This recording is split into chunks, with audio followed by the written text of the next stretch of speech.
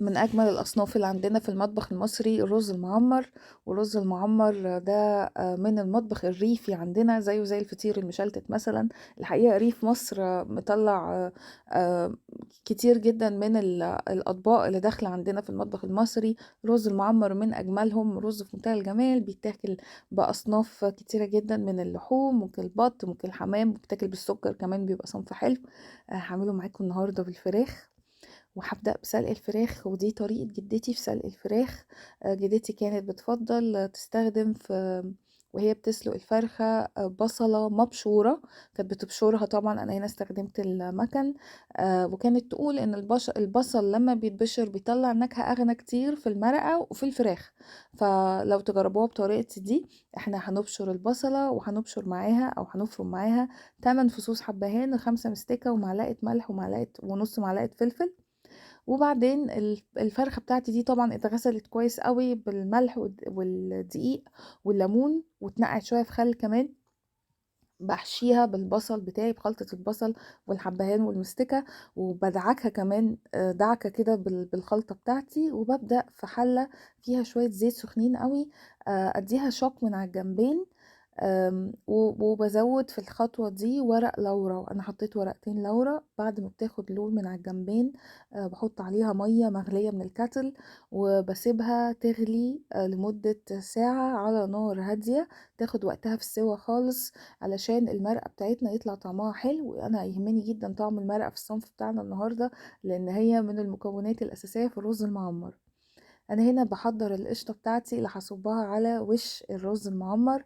دول قشطه بلدي جايباهم من عند اللبان، وبصب عليهم شويه لبن، وببدا اقلبهم بالراحه بمضرب السلك لغايه ما يختلطوا وينسجموا ببعض خالص، ويبقى قوامهم كريمي كده. ده بيساعد ان الوش الزبده تتفرش على وش الرز المعمر بالكامل، وبيبقى بتدي لون احلى، وبتبقى متوزعه حلوه على الطاجن بتاعي.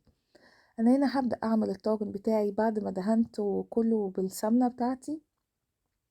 بحط رز، انا هنا استخدمت كوبايتين مغسولين كويس، وببدأ اقلبهم بمعلقتين كبار من السمنة السايحة، وبتأكد ان الرز بتاعي والسمنة اختلطوا ببعض كويس جدا، وان الرز بتاعي اتغلف تماما من السمنة.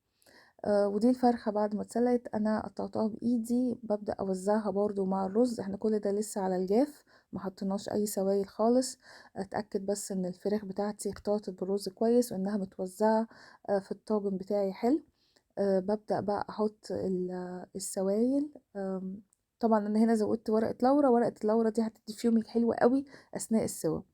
في السوائل هنا اولا انا غليت اللي انا بستخدمه دلوقتي ده، وانا للكوبايتين الرز استخدمت 3 كوبايات من السائل. والسائل ده عبارة عن كوباية ونص مرقة فراخ، كوباية ونص لبن. يعني الكوبايتين خدوا 3 كوبايات من السوائل، والسوائل دي 1 to 1 او نص بالنص مرقة اللبن.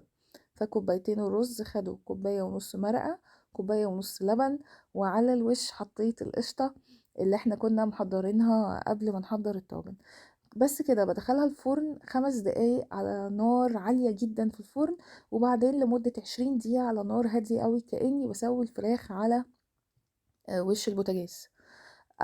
هي كده بعد ما استوت وخدت لون، زي ما انتوا شايفين، الرز شرب من المرقة واللبن ونفش، خد حجم كبير. انا هنا كمان حبيت اغرفه قدامكم علشان تشوفوا قد ايه الرز مش معجن. وده يعني يعتبر طبعا انجاز في الرز المعمر. يوجولي الرز المعمر بيطلع معجن، بس الخطوة الاولانية بتاعت ان احنا بنخلط الرز بالسمنة الاول كويس، ده بيساعد ان الحباية تتغلف وما تعجنش. وكده بيبقى خلص، والف هنا.